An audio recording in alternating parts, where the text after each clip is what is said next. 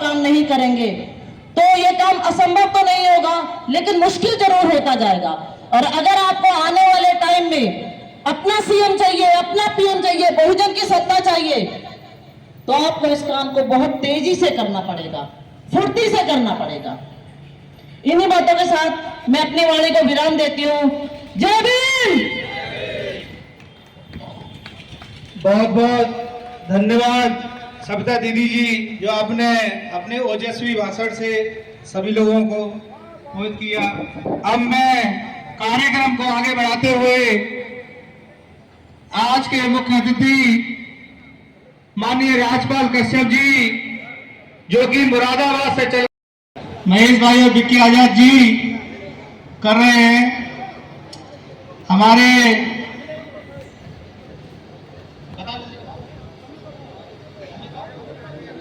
अमित और इंदर भाई हमारे बीच में है, आप भी आ जाइए। और कपिल आजाद जी भी हमारे बीच में है, आप जल्दी आ जाइए। आ चुके हैं, रॉकी भाई भी आ जाइए। कपिल आजाद जी भी हमारे बीच में आ चुके हैं, जल्दी आ जाइए। अभी आ जाइए। हमारे बीच में जिले के प्रभारी संदीप जैन जी भी है, आप संदीप जैन जी आप भी आ जाइए।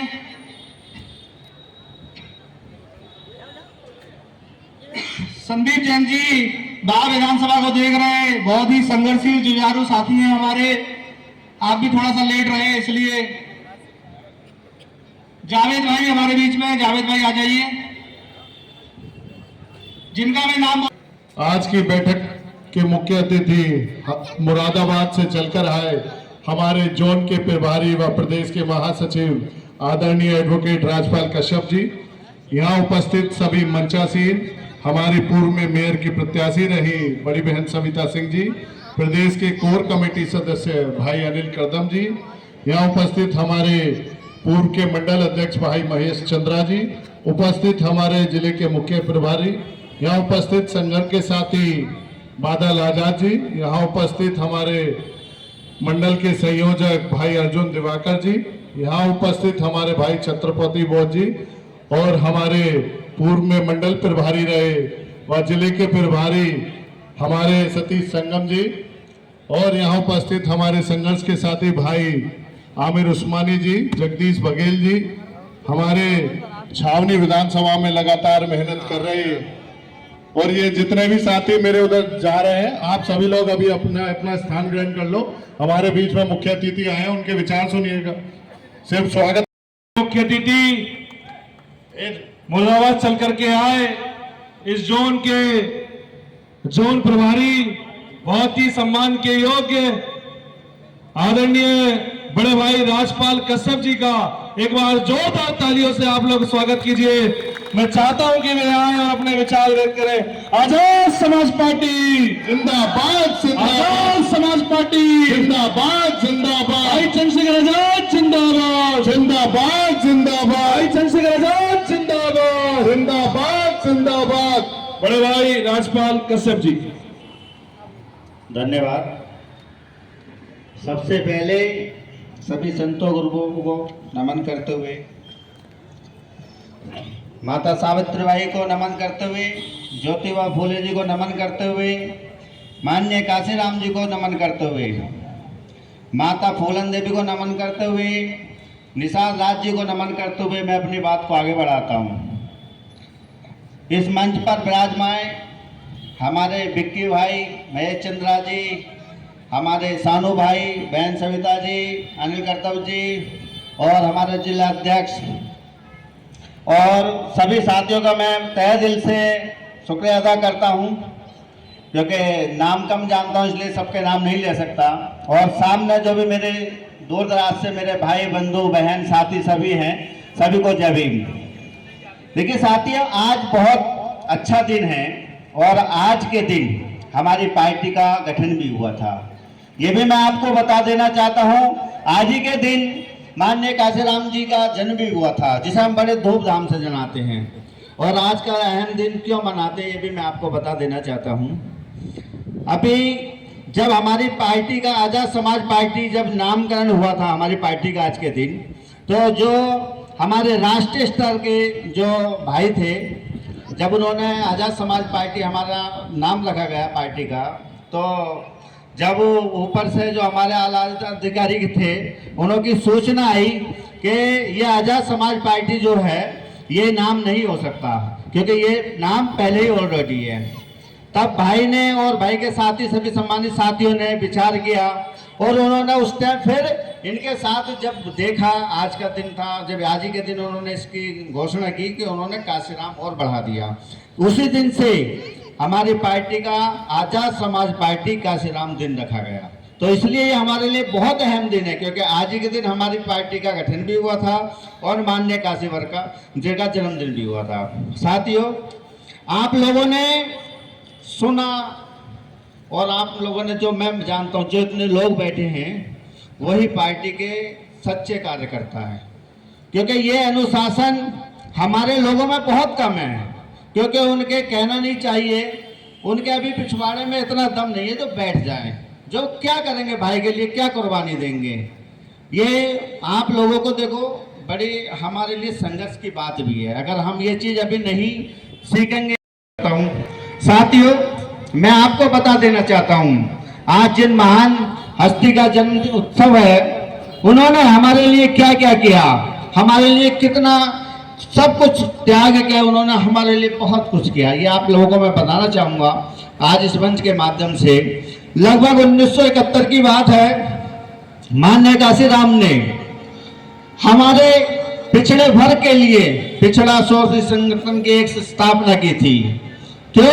क्योंकि हमारे लोग इकट्ठा नहीं थे। उन्हें इकट्ठा करने के लिए माननीय काशीराम साहब ने एक DS4 वाम सेव की स्थापना की। लेकिन धीरे धीरे लोग बढ़ते चले गए। माननीय काशीराम जी ने कहा कि मैं निकला था और लोग जुड़ते चले और कारवा बनता गया। ऐसे लोग जुड़ते चले गए और इस प्रकार 1985 में माननीय काशीराम जी ने बहुजन आजाद समाज पार्टी का गठन किया, जिसे BSP कहते हैं। और उन्होंने कम खर्चे में, क्योंकि उनकी एक मेहनत थी, उन्होंने अपने समाज के लिए कम खर्चे में बहुत अच्छे अच्छे विधायक भी बनाए।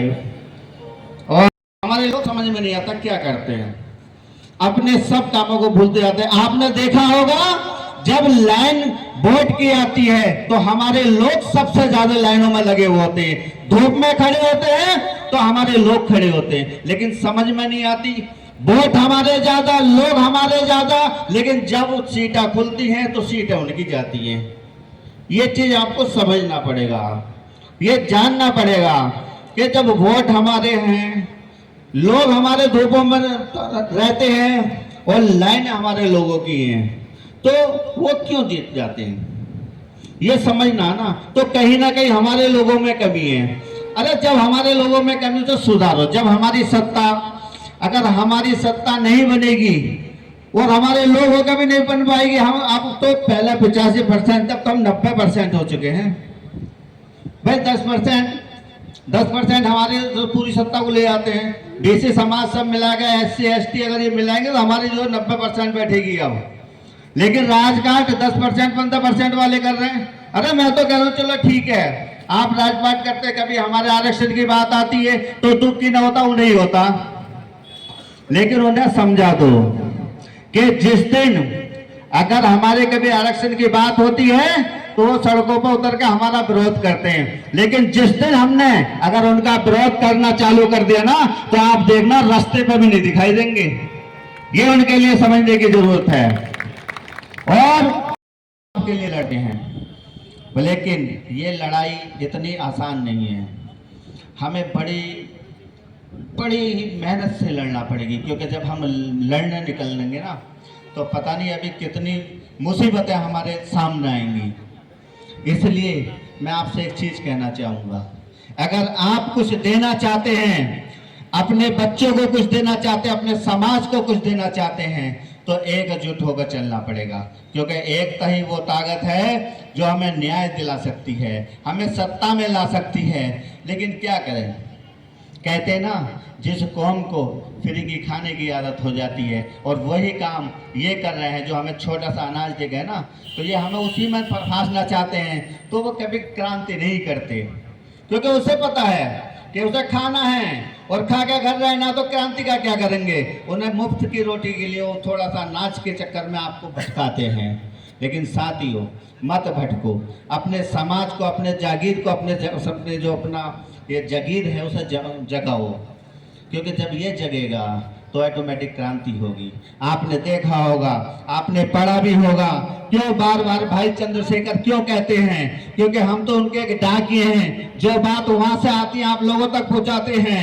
माननीय काशीराम जी ने क्यों बार बार अपने समाज को एक ही बात कहते थे, एक ही बात समझाते थे, कैडर में भी एक ही बात कहते थे कि मेरे समाज के लोगों, जागो, उठो, पहचानो। और एक चीज कहते थे, मैंने चीज आपको भी समझना चाहिए, वो कहा करते थे कि हमें जो हमारा जमीर है उसे मांझते रहना चाहिए, अपने विचारों को मांझते रहना चाहिए, क्योंकि विचारों को जितना मांझोगे उतना वो जागेंगे, और अपने विचारों को जितना आप बिल्कुल खुला छोड़ दोगे या कुछ नहीं करोगे तो वो मर जाएंगे।